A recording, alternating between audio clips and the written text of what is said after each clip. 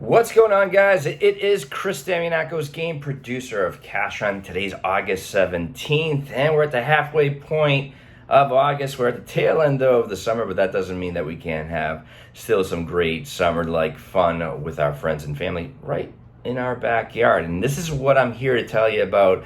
I know that the title of the video is giving you some outdoor game ideas or kid game ideas, but the truth of the matter is, being a game producer for so many years and loving competition and structuring it and participating in it, there is no such thing as kids games or adult games or what have you. They are very universal when it becomes like a competitive type of thing. So what I want to do is this. Now, the games that I'm going to talk about are the classics that a lot of you guys probably haven't played in a very long time, that you probably did during field day, during the tail end of your elementary school career, or you might have played it in your backyard as well. The key thing is this. The challenges that I placed here in this video, I'm also going to put them in the description on this video, are a fantastic, I would say probably about an hour's worth of gameplay. And this is how you would do it. You would invite a couple of your family friends over. And the key thing is, you probably want to ask, well, how many teams, how many families? I would say no less than 4. If you want to do 3, you can do that, but no more than 5. You want to practice social distancing, and I think that would be the best. Now, the key thing is, what do you need to purchase? You don't have to purchase really anything. You can go to an art store and get a couple of wooden dowels and some cardstock paper and kind of cut it as a flag to position them all around your yard as stations to these challenges. Now, do you have to have a big yard? No, not at all. You can have a whatever size yard that you want to have it in, and it's very doable however you see fit. The key thing is that the challenges are rather quick and they are rather very simple, and a lot of them are in a rally form. So once I mention the challenge, you're going to probably know what I'm talking about, but you should position your yard in a kind of a game board type of way of going from it. So from a start and an end. So to go from one competition to the other until the end. How do you score? Very simple. I'll put it in the factor of 4 teams. If you had 4 teams, a lot of them are going to be first, second, third, fourth place. And how you would do it that way is the team that comes in first will get 4 points. Who comes second, third place. 3 points. Third place, 2 points, and then lastly, fourth place would be 1 point. So you just determine how many teams you have, and then just go on a downslide on the way of, as far as scoring. So it's really simple. So let's get right to the games. The games are the wheelbarrow race. Very simple in this regard. Teams of 2 would go up and around the cone, up and around a cone and back to receive points. Now, how that would happen is very simple, because you can do it that all 4 teams do a wheelbarrow race. You can do it that way, which I think is the easiest way in doing it. Or you could do it in a factor of timing them, just on this particular challenge alone. So whoever comes in, first, second, third, you would just time them. Honestly, have all the teams line up, teams of 2, 1 on the ground, the other one holding legs, have the cone at the other end, and then, again, go around the cone, come back, and then award the points as they come back. Egg on a spoon, one of my favorites when I was a kid. Very simple, it's a relay race. Teams would be single file. First player on each team would put an egg on their spoon and cautiously waddle their way to the cone, go around the cone, come back, slowly place the egg onto your teammate's spoon, and then once you have completed your team, depending on how many players are on your team, you then will come in for second, third, or fourth place.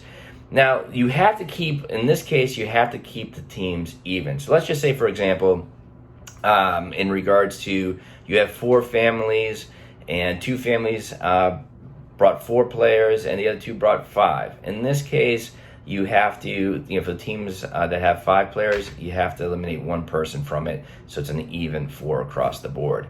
3-legged race, very simple. Again, you could do it all the teams are lined up.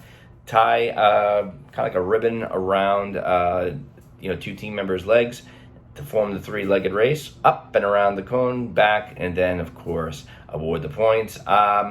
Red light, green light. Now this is a very old, very old game. I remember when I was a kid in elementary school. Very simple. You can have the host or a neutral person have their back turned towards all the players, and they would just simply say, and all the players would, I would actually have a representative from each team.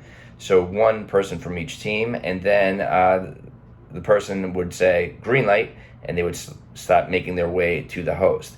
And then once they say red light, they stop. Green light, red light. So now when you do red light, green light, you don't have to go red light, green light, because if you keep that green light on for even 10 seconds, they've come and touched you. So what you want to do is quick, red light, green light, red light, green light. So the object of it is this: first person to touch the host's shoulders would receive points. Hopefully that makes sense. And then the end all be all, the good old Tug of War. It's very simple how you do this. This is one of the more comical types of games. Tug of War, I would recommend if you are going to put that into your game, is to have gloves available, because you could have rope burn. It's pretty simple on that. Just want to put a ribbon in the middle of that rope, and then put your lines on the ground. And the object of it is this: one family on one end, one family on the other. The object is to pull that ribbon over your line to win. So how you would do it, I'm going to concentrate again on 4 teams.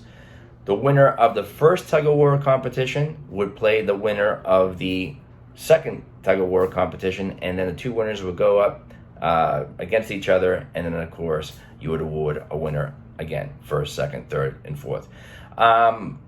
I did one a few years back. I've also added an arm wrestling challenge there. I thought it was really comical in that regard.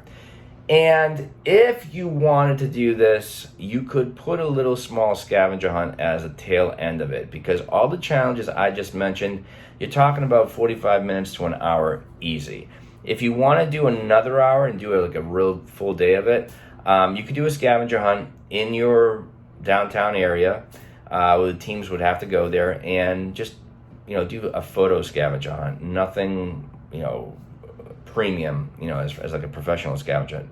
Just like, certain statues, certain stores, certain landmarks, team members need to be in those photographs for them to count.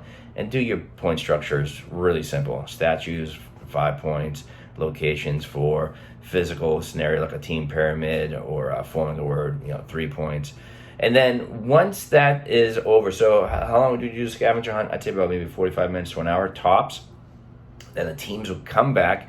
You already have your scoring conducted in regards to your outdoor event as far as your backyard game.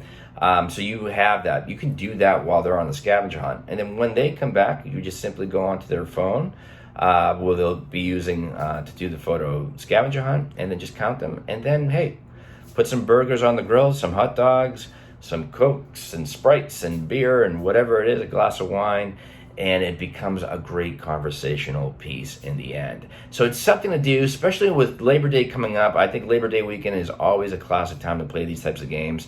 It's very memorable. It's something that you guys will be talking about forever, and for the adults, it will reintroduce them to their kid side. So hopefully that helps you out. The best of luck. Have fun with this, because that's the key thing. I guarantee you'll be laughing throughout this whole competition. Again, I have that all listed in the description. If you like this video, hit the like button, because it tells good old YouTube that we're doing our job correctly. And if you'd like to subscribe, please do. Hey, if you want to learn more about our premium scavenger hunts, we're in season 20 of Cash Hunt. Feel free, go on to cashhunt.com, and that is spelled CASHUNT.com, and it tells you about all the different games that we offer, from traditional scavenger hunts to new hybrid versions of them, right down to new virtual games that can happen right inside your household, as well as your front yard and backyard. Again, a lot of good fun in regards to colleagues, if it's a wedding party, birthday party, or just simply a family event. Guys, thanks so much. I'll see you soon, and have fun. creating your outdoor environment as a family competition. Take care.